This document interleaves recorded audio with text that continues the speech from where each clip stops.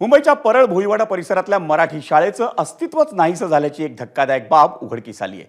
मुंबई महापालिकेची 2 ऑक्टोबर वसाहत किडवाई रोड येथील प्राथमिक शाळा चक्क एसआरए विकासात हरवलेली आहे।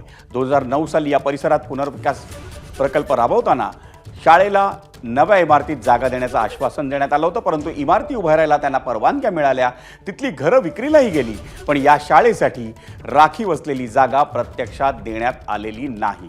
या प्रकरणी स्थानिक नागरिक आणि शिक्षण क्षेत्रातील मान्यवरांनी मुंबई महापालिकेला जबाबदार धरण्याची मागणी केली आहे। आमचा प्रतिनिधी ईशान देशमुखनं घेतलेला आढावा। मुंबई महानगरपालिकेमधल्या मराठी शाळा या दिवसेंदिवस कमी होत चालल्या आहेत।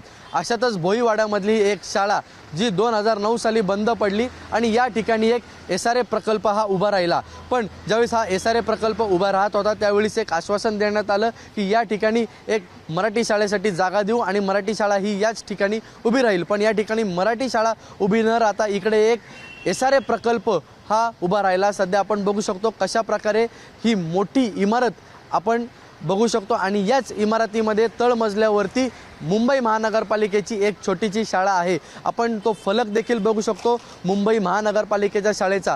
ही 3 खोल्यांची एक रूम आहे आणि या ठिकाणी आता मुंबई महानगरपालिकेची एक छोटीशी शाळा आहे, पण या शाळेला काहीच प्रतिसाद नाही आहे। इकडे एकही विद्यार्थी या शाळेसाठी येत नाही। पण आता या खोल्यांचं नेमकं काय होतं, या ठिकाणी नेमकं कोण राहतं आणि कोण काय काम करतं हे देखील काही गोष्टी समोर येत नाही।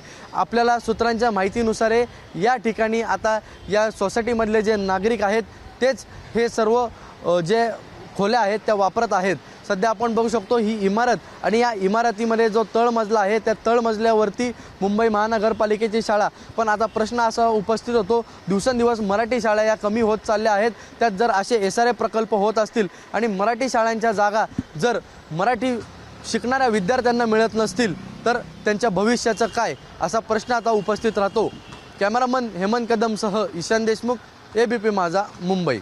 माझ्या पाठीमागे जे उंच टॉवर दिसत आहे, या टॉवरच्या ठिकाणी इथे साईबाबा मंदिर आहे, खाली अजूनही आहे। त्या ठिकाणी 2 ऑक्टोबर वसाहत शाळा होती आणि ही शाळा या ठिकाणाहून 10 वर्षापूर्वी गायब झालेली आहे। ही शाळा पाडून इथे उंच उंच 60-60 माळ्याचे टॉवर बांधण्यासाठी